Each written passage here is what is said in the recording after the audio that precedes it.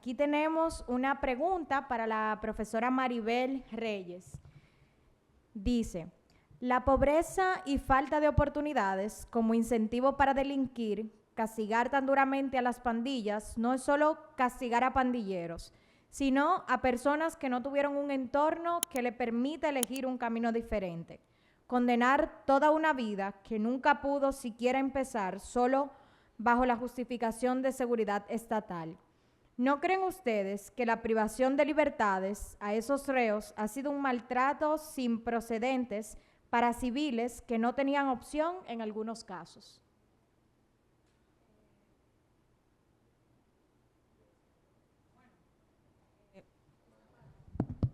Sí.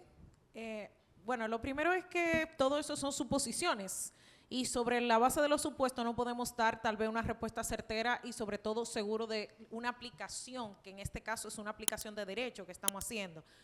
El hecho de justificar un trato diferente o decir que una persona no va a la cárcel porque tal vez la realidad social que tenía fue la que le permitió delinquir, estaríamos justificando la delincuencia. Yo lo que sí creo es, y tal vez sí deberíamos de tomar en cuenta, es que independientemente del hecho cometido por las personas, la Constitución del Salvador y las leyes del Salvador prevén, primero, un debido proceso, que yo creo que es lo que reclama la sociedad y lo que han reclamado algunas personas y voces que están exiliadas o hacen periodismo fuera de El Salvador, es el hecho del cumplimiento de un debido proceso a la hora de la detención de una persona para ser ya sea puesta ante las autoridades y luego estar privada de libertad. Pero intentar justificar el hecho de que una persona es pandillera y por ende hace actos delictivos porque no tuvo otra opción, tendríamos que preguntarnos si todos en algún momento determinado no hemos tenido la opción de hacer el mal y hemos decidido hacerlo diferente y hacer el bien.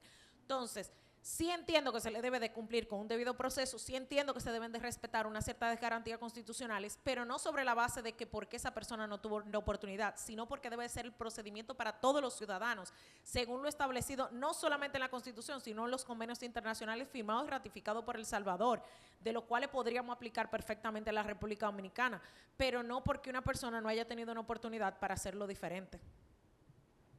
Bien, muchísimas gracias, profe. Continuamos con una pregunta de parte de Carlos Rivas para el profesor Iván Gatón. La historia latinoamericana pasa por caudillos y dictadores. ¿El Salvador es un caso único por el tema de la violencia? Al principio les decía que si miramos las ciencias políticas, lo único que nosotros hemos dado a luz son los dictadores. República Dominicana es un ejemplo de eso. Cuando la gente me habla de Trujillo, yo digo, pero que Trujillo era un imitador de Lilis.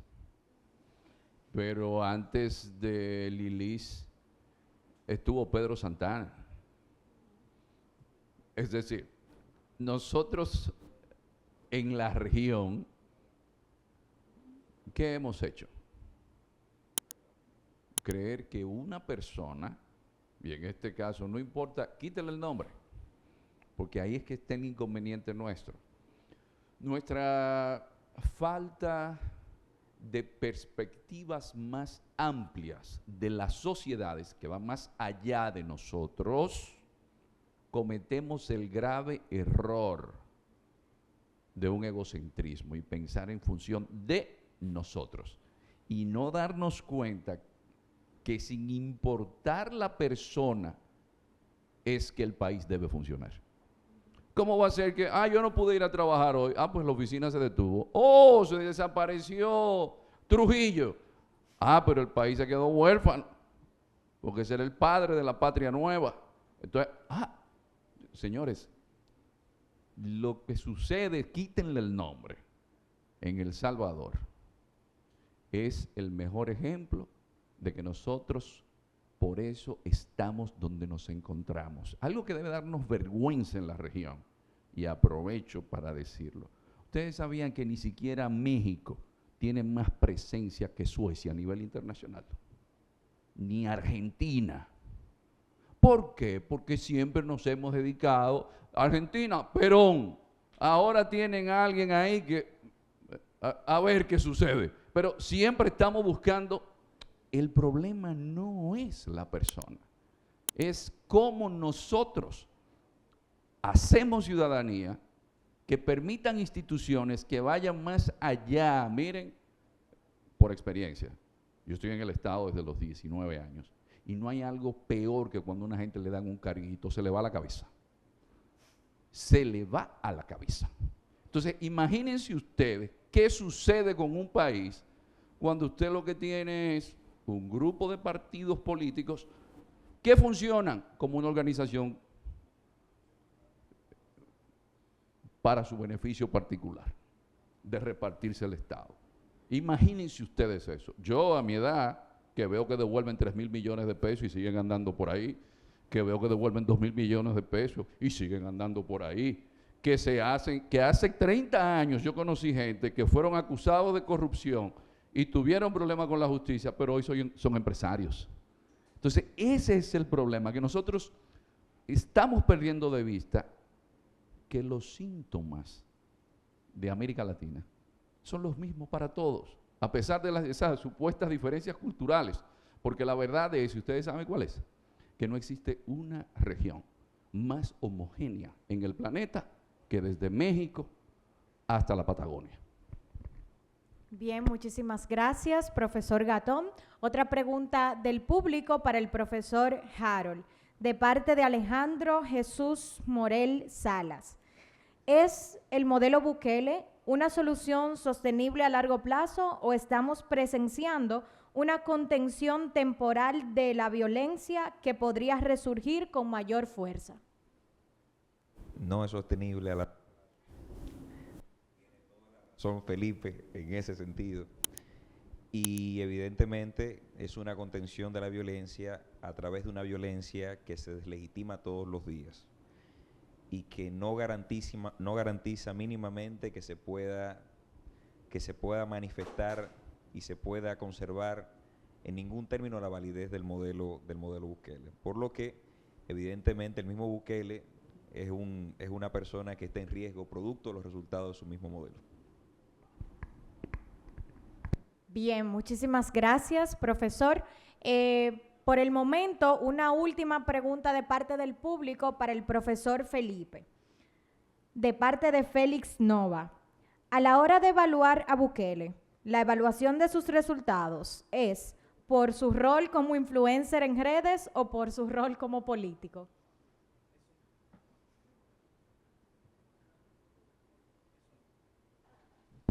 Ok, es un todo. Un político trabaja, lo decía el profesor Gatón al principio, sobre todo con narrativas. Un gobierno una narrativa se alimenta de hechos y de percepciones sobre todo. No es creíble decir que el país camina económicamente por los mejores senderos de su historia cuando no se puede palpar en la calle. No podemos decir de manera creíble y por ende legítima que la seguridad ciudadana está controlada cuando la percepción social y en la opinión pública está completamente a la inversa. Nayib Bukele tiene por el momento las respuestas a las preguntas que la sociedad salvadoreña se hizo durante más de un siglo. Primero atravesó las dictaduras, luego la guerra civil, luego dos partidos que no supieron responder a las expectativas y él ha sabido responder a la principal pregunta que provenía de la principal preocupación de los salvadoreños, que es la seguridad ciudadana. Por ende, toda esta mecánica gira en torno a ese personalismo, que también decía el profesor Gatón y creo que Harold en algún momento, y es que el gobierno de El Salvador es Nayib Bukele. Él es omnipresente y él se ha encargado de, porque el aparato gubernamental está diseñado para eso, para ser su principal vocero, para ser el principal protagonista, para ser el amo y señor de los logros y esquivar, por supuesto, los logros que no son, es decir, los fracasos. Por ende, todo este tema del influencer es una cuestión que cae muy bien. Aquí hay más de uno y no sientan vergüenza ni en lo absoluto, no tienen por qué hacerlo, de sentir hasta simpatía. Hay gente en República Dominicana, en Chile, que es el país que todo el mundo pensaba que era hiperdesarrollado hasta el 2019. Hay países más desarrollados que El Salvador que admiran más a Bukele que a su propio presidente, aun cuando el presidente de cualquier país sea un tipo muy competente o con buenas intenciones por lo menos. Pero Bukele es hoy un fenómeno de la comunicación política digno de estudio, pero está arraigado siempre a la principal percepción, que es que fue el hombre que derrotó a las pandillas y tiene hoy a El Salvador bajo las condiciones que sean. ¿Habrá negociado con las pandillas o no? No me atrevo a desmentirlo, me parece que sí. Sea lo que sea, él resolvió. Ahora bien, ¿por qué? Porque la sociedad salvadoreña dijo, resuélveme este problema, voy a pagar el precio que implique y las condiciones no me las explique, simplemente tráigame la solución. Y Bukele fue el hombre que entregó dicha solución. Bien, muchísimas gracias. Agradecer también a ustedes como público por estar pendientes con sus preguntas y excelentes participaciones de parte de los panelistas. En este momento vamos a pasar con la segunda ronda de preguntas, que ya es donde van a poder introducir sus conclusiones. Vamos a iniciar esta segunda ronda con Francesca.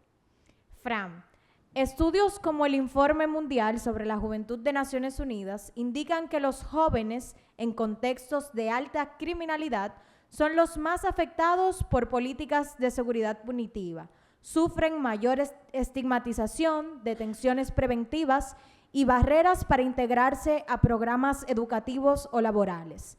Esto alimenta un círculo de exclusión en vez de resolver las causas estructurales de la violencia. ¿Crees que el modelo Bukele, aunque efectivo en términos de control, puede generar nuevas formas de exclusión social o desplazamientos silenciosos dentro del tejido democrático latinoamericano? 100%. Yo entiendo que ya comenzó. Ya vemos, por ejemplo, comenté el caso del fundador El Faro, que está exiliado ahora mismo en Costa Rica, y él se ha encargado también de darle voz y cara a esas personas que también han tomado la decisión de exiliarse. Hay casos de personas que estaban siendo amenazadas y se exiliaron ahora a España, por ejemplo, que es un país que también se ha consolidado, o Guatemala, que está muchísimo más próximo. Estados Unidos está un complicado para migrar ahora mismo, pero seguro que también será un destino en algunos años. Yo entiendo que los grupos que ya son vulnerables, como la juventud, la comunidad, todo eso ya lo que van a hacer es extra violentados y excluidos socialmente. Entonces, siento que si ya eran maltratados en algún momento, pues ahora lo van a hacer más y esas personas van a buscar la forma de salir del país. Pero no es algo que está pasando en masa ahora mismo, así que quizás es algo que se ve en otros años, en próximos años. Bien, muchísimas gracias, Francesca. Vamos a continuar con una pregunta para Gabriel. Según Latino Barómetro 2023, más del 80% de los jóvenes salvadoreños apoyan el modelo Bukele, incluso si esto implica sacrificar ciertas libertades. Esta tendencia se observa también en otros países de la región. Surge entonces una gran interrogante sobre el sentido de lo democrático para las nuevas generaciones y si ese ideal está cambiando en función de la eficacia percibida. ¿Qué mensaje crees que envía tu generación al apoyar este tipo de liderazgo? ¿Se trata de una transformación política profunda o de una respuesta emocional frente a la ineficiencia estatal? Bueno, es lo que había mencionado el señor aquí presente, que es que las personas últimamente están buscando soluciones. Bukele es verdad que ha resuelto las problemáticas que el pueblo salvadoreño fue para el que lo eligió, pero en verdad hay cosas que hay que tener pendientes. A veces la forma en que se hacen las cosas también son importantes. Yo siempre he creído mucho en lo que es la ética y que tal vez Bukele ha resuelto, pero en verdad hay muchos problemas que están detrás de esas soluciones. Entonces, ¿qué les digo? A pesar de que las personas lo apoyen por lo que ha dado, también no simplemente tenemos que basarnos en eso. Tenemos que pensar en lo global, en todo lo que hay detrás de esa situación. Bien, muchísimas gracias, Gabriel. Vamos a continuar con la profesora Maribel Reyes. El Salvador, disculpen. El marco de medidas excepcionales en El Salvador se ha prorrogado más de 18 veces, dando lugar a una especie de estado de excepción permanente. Esta situación ha despertado alertas en organismos constitucionales de la región, ya que cuando lo extraordinario se vuelve costumbre, el principio de legalidad se erosiona y las reglas del juego democrático pueden alterarse sin reforma previa. ¿Qué mecanismos constitucionales deberían reforzarse en nuestros países para evitar que el Poder Ejecutivo concentre funciones bajo la justificación de mantener el orden público? Bueno, lo primero es que con algo que no estoy de acuerdo con el magistrado, sí, con el profesor Iván, es que él decía que nosotros éramos una región muy homogénea desde México hasta la Patagonia.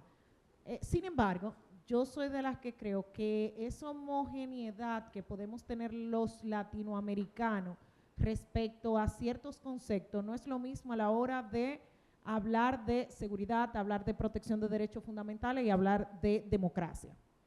¿Por qué? Porque si dijésemos que vamos a implementar lo que ha pasado en El Salvador respecto a un estado de excepción que, como tiene su nombre, es una excepción y se ha vuelto algo cotidiano en El Salvador y que lo ha utilizado a través de mecanismos constitucionales, y eso tiene que quedar claro, si los mecanismos constitucionales establecen un uso incluso desproporcionado de los estados de excepción, están previstos en esos mecanismos constitucionales y son poco cuestionables porque así lo establece la Constitución. Ahora bien, sin embargo, lo que nosotros debemos de fortalecer en nuestros estados son, primero, la separación de poderes, y eso queda claro, la separación de poderes que existe en la República Dominicana, aunque muchas veces la podemos cuestionar, no es la misma separación de poderes que puede existir, por ejemplo, en Costa Rica.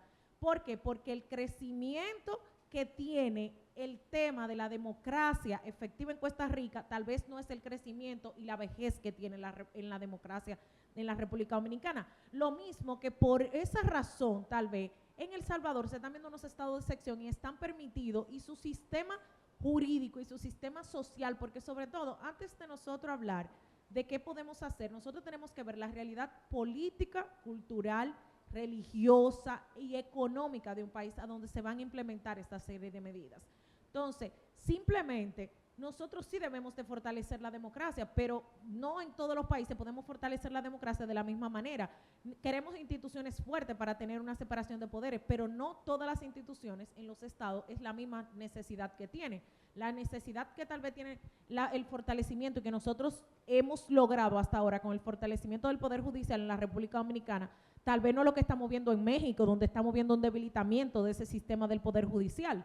Entonces, creo que habría que ver qué necesita cada estado para fortalecer esos mecanismos de protección de derechos fundamentales y sobre todo esos mecanismos de protección de separación de poderes, que son los que van a ser efectivos luego ese uso de la Constitución para la protección de derechos fundamentales. Bien, muchísimas gracias. Vamos a darle la oportunidad al profesor Gatón, que quiere responder a la intervención de la profesora ¿Ustedes Maribel? saben por qué se llama América Latina? Y no Hispanoamérica, y no Iberoamérica. Porque hablamos latín vulgar, hablamos portugués, hablamos español. Nuestra base jurídica es el ius, es el derecho romano. Nuestra religión es el cristianismo. Nuestra filosofía es la maravillosa filosofía griega. Cuando ustedes toman desde México hasta la Patagonia, analicen desde la ocupación napoleónica de la península ibérica y los síntomas son los mismos. Ejemplo, Plan Cóndor.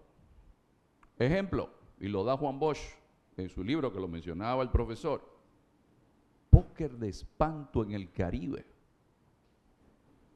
No cambia mucho. ¿Qué le da el mayor aporte cultural a los individuos? El idioma. ¿Qué idioma se habla desde California hasta Chile? Español. Y del otro lado, portugués. Bueno, está Surinam, está Guyana. Pero sin entrar en controversia con la profesora, cuando yo me refiero a homogeneidad, es que la tenemos. ¿Por qué? Porque epistemológicamente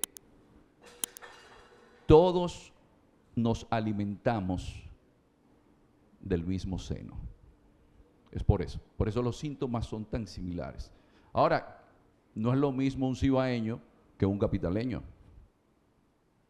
Son cosas distintas. Entonces, no es lo mismo un chapín guatemalteco a un dominicano. Ahora, institucionalmente hablando, y las grandes estructuras jurídicas, lingüísticas, religiosas, siguen siendo las mismas. Bien, muchísimas gracias, profesor Gatón. Sí, profe. Vamos a darle la oportunidad si usted desea participar nuevamente. Bueno, lo que pasa es que yo me enfoco respecto a los modelos constitucionales y respecto a las garantías de los derechos fundamentales en cada uno de los estados que podemos estar analizando aquí. Y yo creo que eso es lo que debe de quedar claro. Cuando se hace la pregunta, se pregunta si el sistema y el estado de excepción y tal vez la vulneración de derechos fundamentales que se está haciendo, o que se puede decir o se especula, porque como bien dice Felipe, en algo estoy de acuerdo, es que los salvadoreños están de acuerdo en que esa tal vez vulneraciones de derechos fundamentales que ellos están recibiendo, la están haciendo a cambio de algo, que no es lo que tal vez República Dominicana quiere. Entonces, cuando yo hablo de eso, y que hablo de que no somos iguales, es porque como Estado, nosotros, los ciudadanos que componemos Estado, no queremos lo mismo. Y sobre todo porque nuestros sistemas constitucionales, si bien es cierto que mucho tiempo vinimos con la influencia del mismo derecho, en la evolución y sobre todo en los últimos años, nuestros sistemas jurídicos han cambiado. Y lo que tal vez no es una vulneración de El Salvador y la permiten, por ejemplo, con los estados de excepción. Ustedes vieron lo que pasó en República Dominicana cuando se intentó hacer estado de excepción, que no se lo permitió. Y no es que no se lo permitió el Congreso Nacional, es que el pueblo dominicano no iba a permitir los estados de excepción sin la explicación válida de esa necesidad de estado de excepción, porque el nivel cultural, el nivel de conocimiento de nuestra democracia, el nivel del Estado social y democrático que impera en la República Dominicana, no necesariamente es el que está inspirando en El Salvador. Entonces, efectivamente, nuestros sistemas constitucionales, a la hora de implementar esa protección de derechos fundamentales, la implementamos totalmente diferente, aunque tengamos el mismo tipo de habla. Bien, muchas gracias, profe. Bueno, al inicio le prometimos un debate enriquecedor y creo que con cada una de las participaciones de nuestros panelistas esto se ha puesto en evidencia. Para continuar con nuestra ronda de preguntas, reiterando que el tiempo de intervención de los estudiantes es de 3 minutos y de los maestros de 4 a 5 minutos, continuamos con una pregunta para Giancarlos. Frente a la desafección política de muchos jóvenes, emergen figuras con discursos resolutivos, ágiles y altamente personalistas. Si bien logran conectar con una generación cansada de ineficiencia institucional, también corren el riesgo de desmantelar principios democráticos en nombre del pragmatismo. La tensión entre gobernabilidad y legalidad se vuelve central. ¿Qué reformas institucionales serían necesarias para equilibrar seguridad y libertad sin sacrificar el Estado de Derecho en regímenes democráticos de la región? Bueno, aquí yo me la voy a jugar, porque al lado de tantos expertos diría Maribel y Harold aquí, pero ¿qué va a plantear Giancarlo? El muchacho sabe muy poco para hablar de eso. Bueno, yo creo que, y lo reiteré al inicio, hay que pensar siempre, y aquí vámonos al plano conceptual, porque es algo que debe siempre tomarse en cuenta.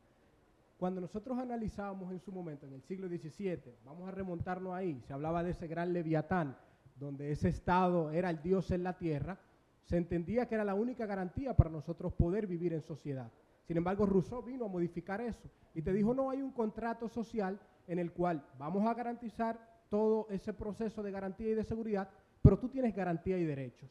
Yo creo que si no nos vamos a la data, que era lo que mencionaba al inicio, y entendemos los contextos en los que estamos situados, pues entonces no se pueden pensar en ajustes y reformas institucionales. Y es ahí donde reitero mi percepción y la afirmación que hice al inicio, de que si no se termina de entender el término disruptivo que hoy dicen los indicadores respecto a la democracia, habrá problema. Ese individualismo salvaje en el que está sometida toda la ciudadanía a nivel internacional y en el que optamos primero por nosotros, independientemente de las generaciones futuras, entonces es lo que está generando el problema. Por eso, reitero, los gobiernos democráticos, que siempre será nuestra apuesta, sin fines de justificar ninguna administración en función de las decisiones que esté tomando, tienen que recordar el aspecto de la eficiencia como eje fundamental de la legitimación que le da el ciudadano.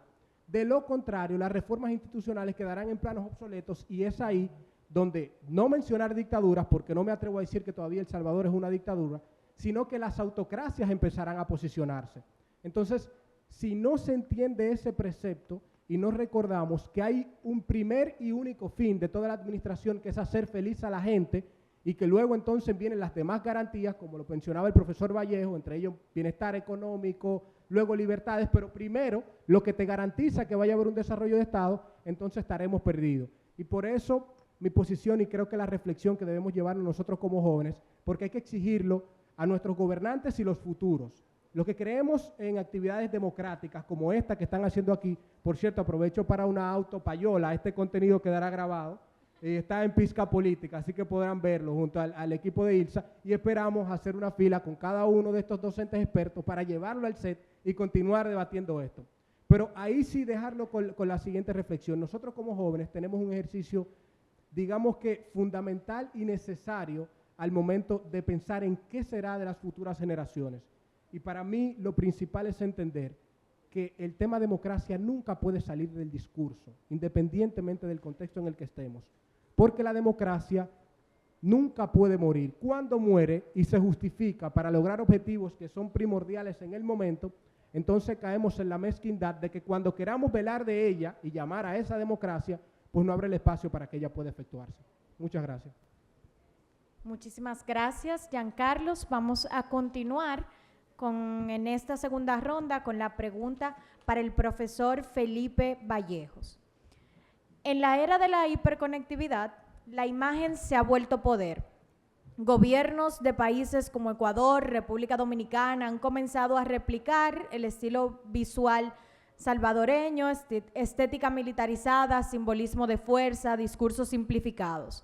Si bien este tipo de narrativa puede ser eficaz para construir legitimidad, también puede generar una cultura política donde la emoción reemplaza el debate racional. ¿Cómo puede afectar a la institucionalidad democrática el hecho de que otros gobiernos imiten esta forma de mostrar resultados? ¿Podemos hablar de una nueva tendencia política regional basada más en percepciones visuales de eficacia que en el fortalecimiento de las instituciones? El tema democrático, para bien o para mal, y en mi caso particular pienso que para mal, no es el centro de una campaña. Ningún presidente en el último lustro, para no ser tan irresponsable, pueden haber excepciones, ha llegado al poder de la mano del fortalecimiento de la democracia. ¿Cómo llegó? ¿Con qué discurso llegó? Vamos al ejemplo local, porque El Salvador es un ejemplo particular. Cada caso, cada cabeza, cada país es un mundo. Llegó de la mano del discurso anticorrupción. El famoso cambio estaba supeditado a que la corrupción no sería parte de un gobierno, o por lo menos la impunidad no sería la ley del poder desde el gobierno central y el Congreso Nacional. Entonces, hay que partir del hecho de que la democracia probablemente ahora y en los años por venir no sea un tema central del discurso de un candidato, porque, usando una palabra que pudiera interpretarse de muchas maneras, no es sexy, no es suficientemente sexy. ¿Qué es sexy? La seguridad ciudadana, la educación quizás, el empleo, bajar el costo de vida, cuestiones fundamentales que la gran mayoría de los ciudadanos de un país va a poder de alguna forma traducir y palpar para su propia existencia. Recuerden que aquí hay gente muy pensante, preparada. Escucho a estos jóvenes y estoy maravillado. pero ellos son la excepción, ustedes son la excepción.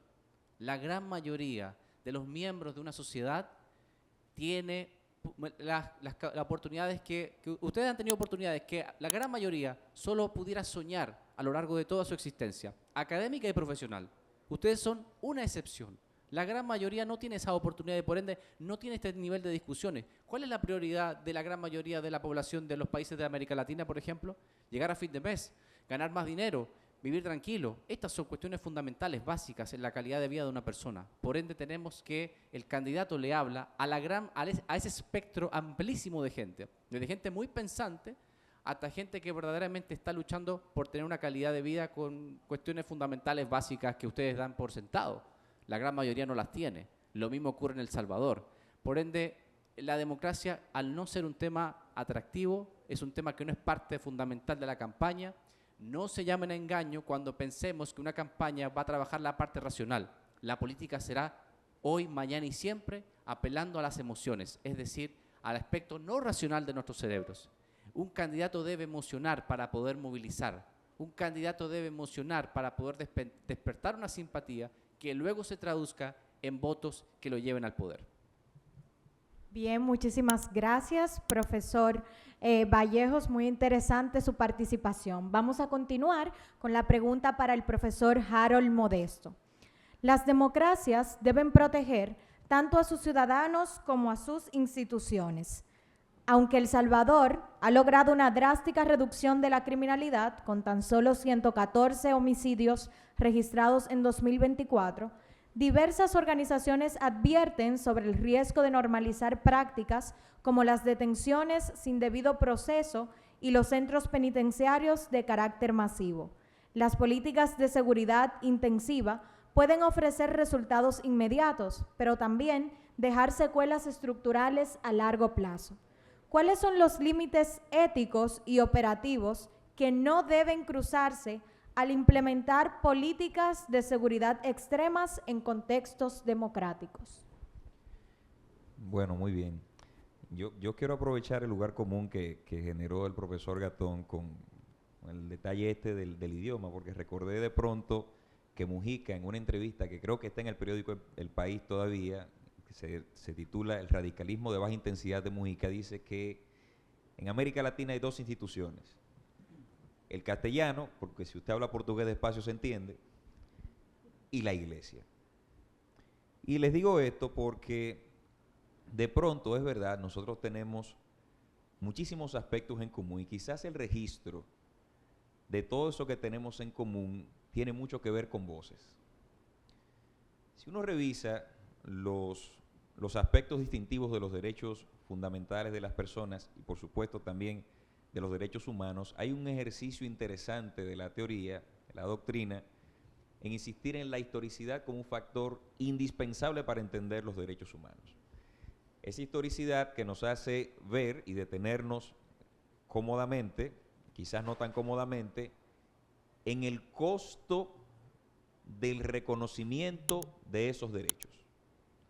De modo que cada sociedad que cuenta su historia podrá saber qué tanto le costó el voto de la mujer, qué tanto le costó la independencia judicial, qué tanto le costó que no se normalizaran las mal llamadas ejecuciones extrajudiciales.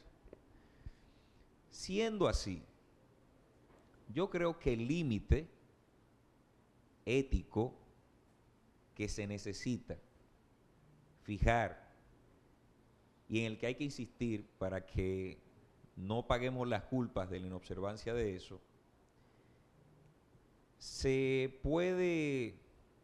queda patente cuando la sociedad mínimamente puede defender la potestad irrenunciable de tener un disenso.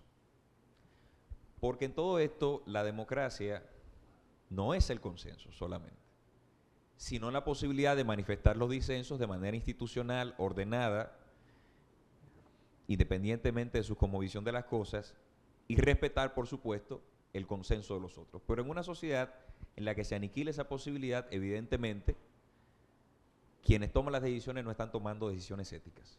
Entonces yo no creo que un juez, para poner un ejemplo muy concreto de la situación de El Salvador, que se autodenomine juez, puede entender que está administrando justicia cuando emite una decisión en un juicio masivo colectivo, donde la posibilidad de probar, que es una cuestión fundamental para el derecho, queda absolutamente a la merced de sus subjetividades.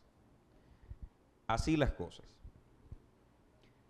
El problema está también en que culturalmente eso puede aceptarse y culturalmente eso puede defenderse. Pero una parte de la sociedad tendrá en algún momento que salir en defensa, ya más allá de la democracia, de la verdad misma. Porque en todo este panel hemos estado discutiendo en cada parada técnica el hecho de que evidentemente el presidente Bukele tiene un extraordinario poder para convencer y para influir. El problema de ese espacio que gana en las cabezas y los corazones de la gente es que lamentablemente está siendo la gente que percibe la libertad que se le otorga en vez de la libertad que tiene, menos libres que lo que estaban antes de que se tomaran las decisiones que se están tomando.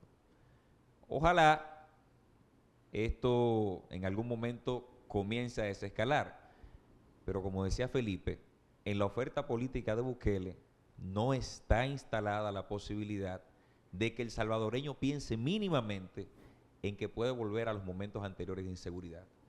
Por lo que, incluso yo si fuera su asesor, quizás le recomendara mantener la misma fórmula, extendiéndola todo lo posible. Gracias.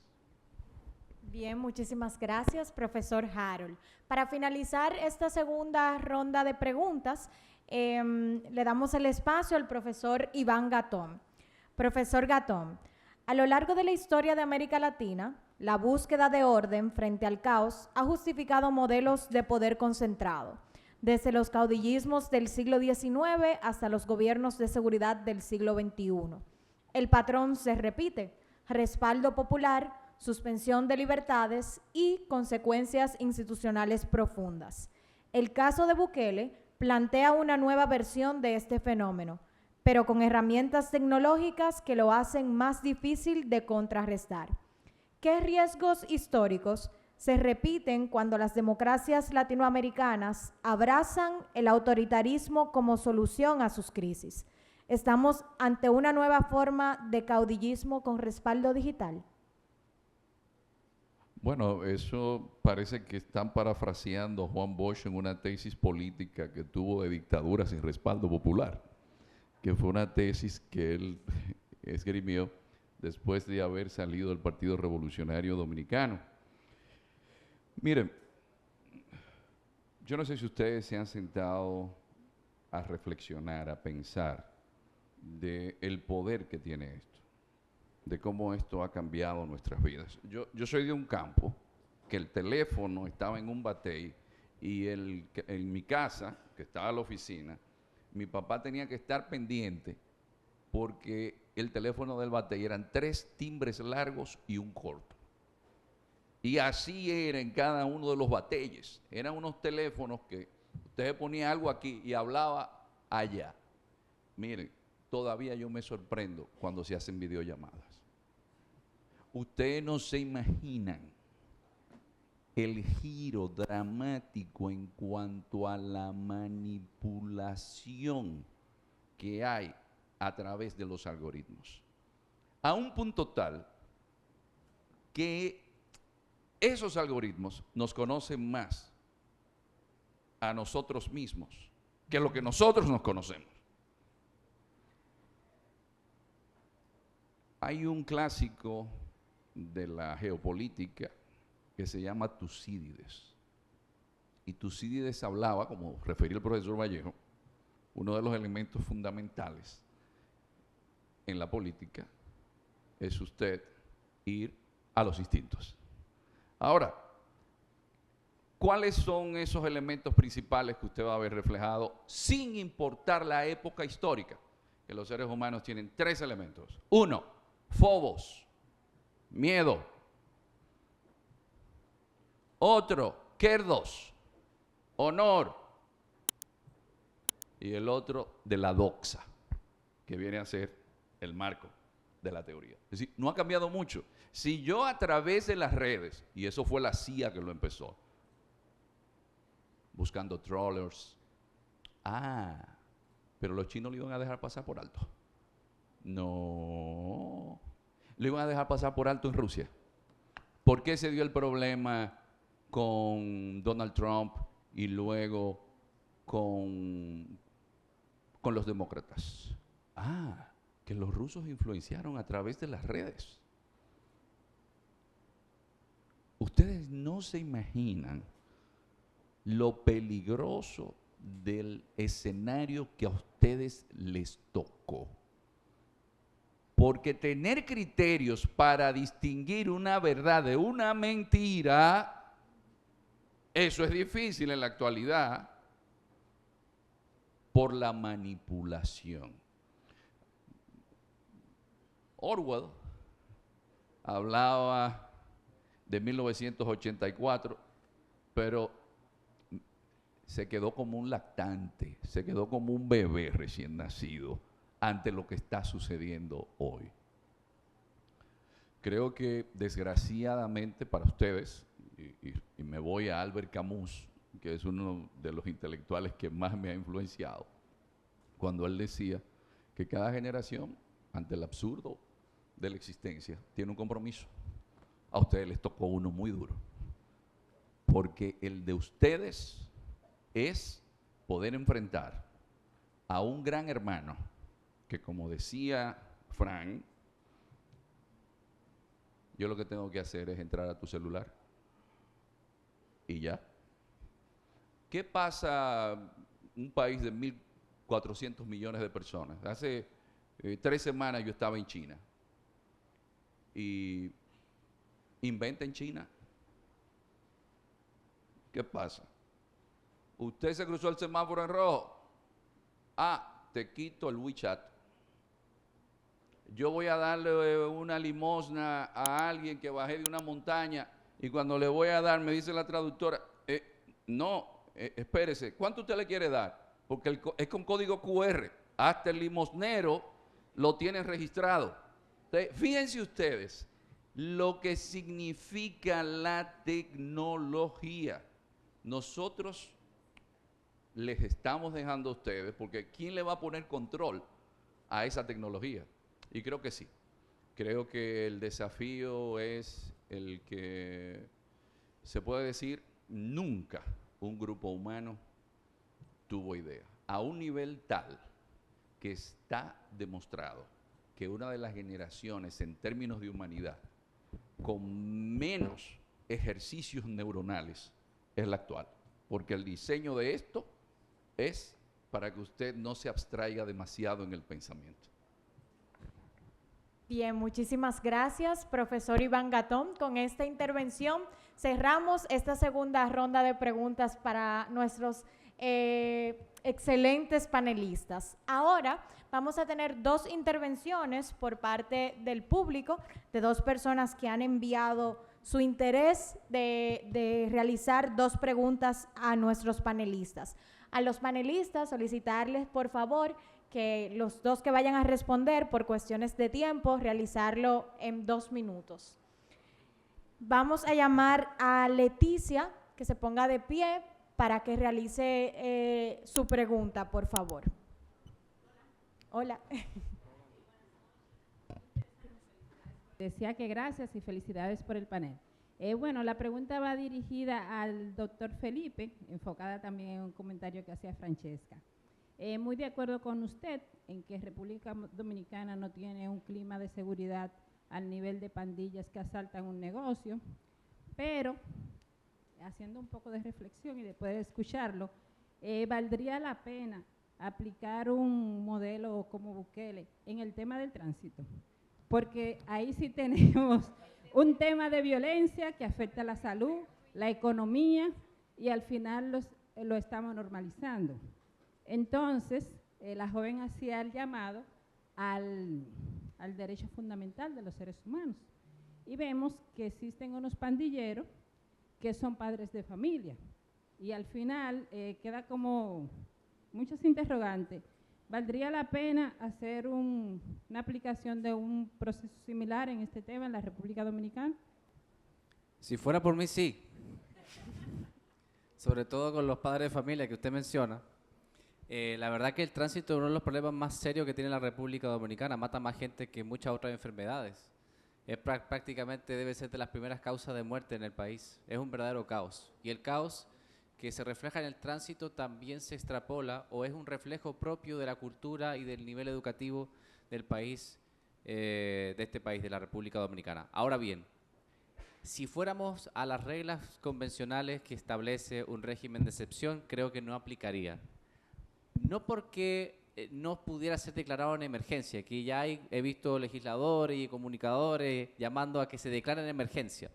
Pero fíjese usted, y tomo de ejemplo, la última medida o el plan lanzado por el Intran, muy famoso por el no doblar a la izquierda, lo cual generó un inmenso debate en la opinión pública, en las redes sociales y todo eso. Y es porque nos toca de inmediato, o sea, nos trastoca nuestra vida cotidiana el hecho de ya que no podemos doblar donde se podía doblar antes a la izquierda. Entonces creo que un régimen de excepción, por más falencias que tenga la sociedad dominicana, nuestro sistema democrático institucional, la democracia dominicana es muchísimo más avanzada que la de El Salvador.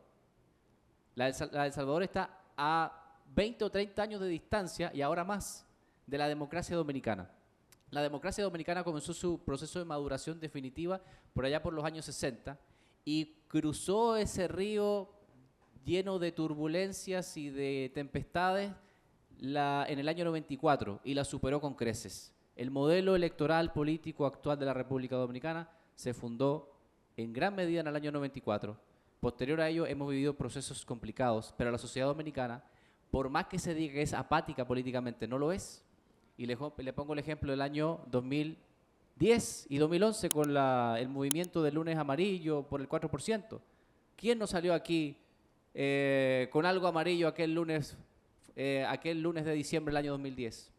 Y que eso se extrapoló posteriormente al Pacto por la Educación que comprometió al entonces presidente Danilo Medina a aplicar el 4%. 2017 con la corrupción, cuando estalla el caso de Odebrecht en diciembre del 2016, en enero del 2017 estalla el movimiento de la Marcha Verde. Y en el 2020, cuando aquí se clausuró el proceso electoral por el fallo del sistema de voto automatizado, los dominicanos salieron en masa. No solamente a la Plaza de la Bandera, que han querido señalarla porque hay agendas particulares. Dígame un movimiento social que no tenga agendas particulares. Es decir, la sociedad dominicana actual y el nivel de desarrollo democrático que existe no permitiría, no fuera sostenible ni tolerable el hecho de establecer un régimen de excepción, salvo cuando fuera verdaderamente urgente, como lo fue, por ejemplo, las suspensiones constitucionales que se establecieron cuando nos tocó quedarnos en casa en pandemia. Ahí nadie discutió que habían libertades constitucionales que fueron suspendidas, como la libertad de movimiento. No la analizamos desde esa perspectiva porque lo vimos justificable. Salvo que sea estrictamente justificable, no es aplicable el modelo salvadoreño al modelo dominicano. Bien, muchísimas gracias, profesor Felipe. Una última intervención por parte del público. Invitamos a Christopher Rodríguez a hacer uso de la palabra. Brevemente, antes de hacer la pregunta, por una cuestión de que el hacha olvida, pero el árbol recuerda, la pregunta de cuanto a la permanencia. Si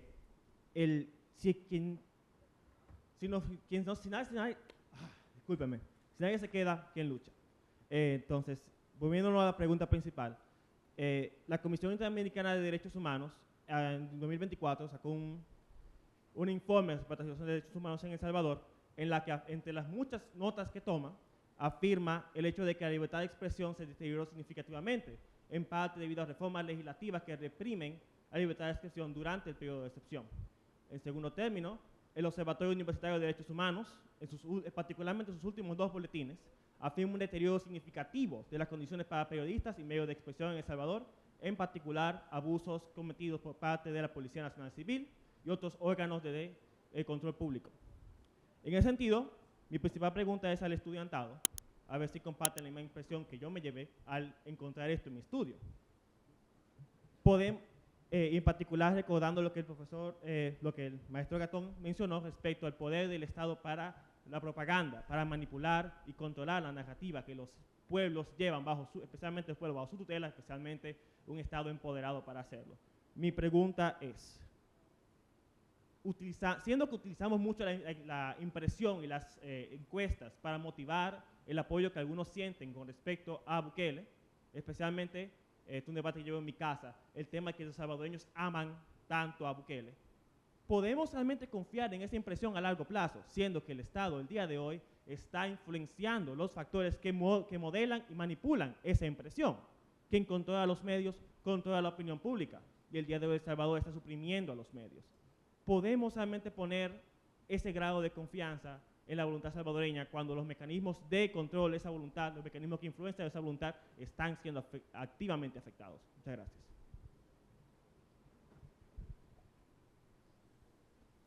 Debemos vivir en una sociedad donde haya democracia y lo que es la prensa, como mencionó ampliamente señorita, que fue suprimida, no es algo que podemos aceptar. Y no, en cierta forma, las encuestas, bueno, van avanzando con el tiempo, sí, van cambiando según las perspectivas y demás, pero siempre debe haber como esa diversidad de la sociedad y debemos aceptarlo en general.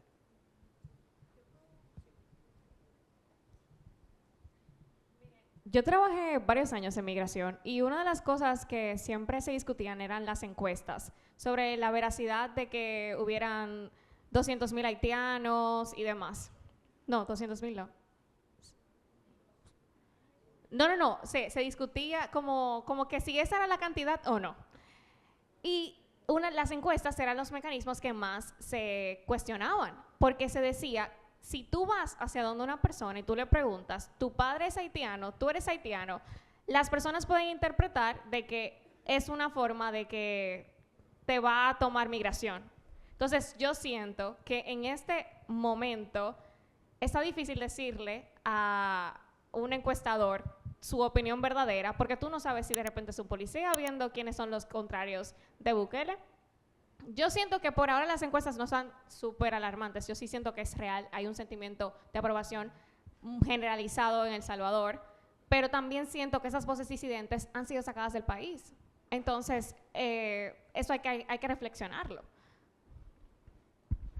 Brevemente, sí, para que no muera, 40 segundos. Yo creo que es importante que se entienda que cuando hay un proceso de coartación, digamos como puede estar actualmente la población salvadoreña, pues evidentemente puede haber una mala interpretación o términos disruptivos de lo que piensa la población. Eso es importante entender, lo que puede variar, valga la redundancia, las variables o los indicadores que se toman en cuenta al momento de hacer una medición. Por ejemplo, Latinobarómetro, que siempre lo utilizamos como referencia, utiliza una metodología churchilliana. No te mide el efecto directo de la política pública, sino la forma en la que se aplica. Yo, por ejemplo, soy como tú, que me estoy cuestionando cómo es posible que tenga un 62% de satisfacción con democracia, pero también tenga un 62% de apoyo a cualquier persona con régimen autoritario que me resuelve el problema. Eso me da un significado, una ecuación básica.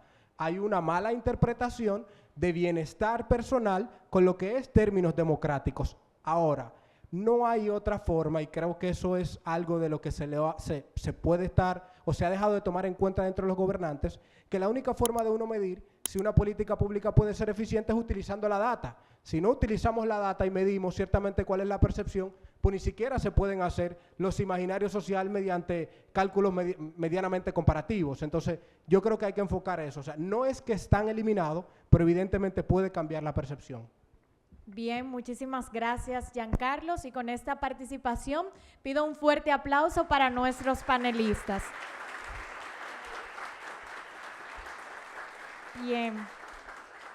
A modo de cierre, quiero expresar que estoy honrada de haber sido moderadora de este panel de expertos, agradecer profundamente a cada uno de los panelistas por sus aportes, por la calidad del análisis y por la apertura al diálogo. Y por supuesto a ustedes por ser parte de este espacio, gracias por pensar críticamente y sobre todo gracias por sostener la democracia, que también se construye a través del debate.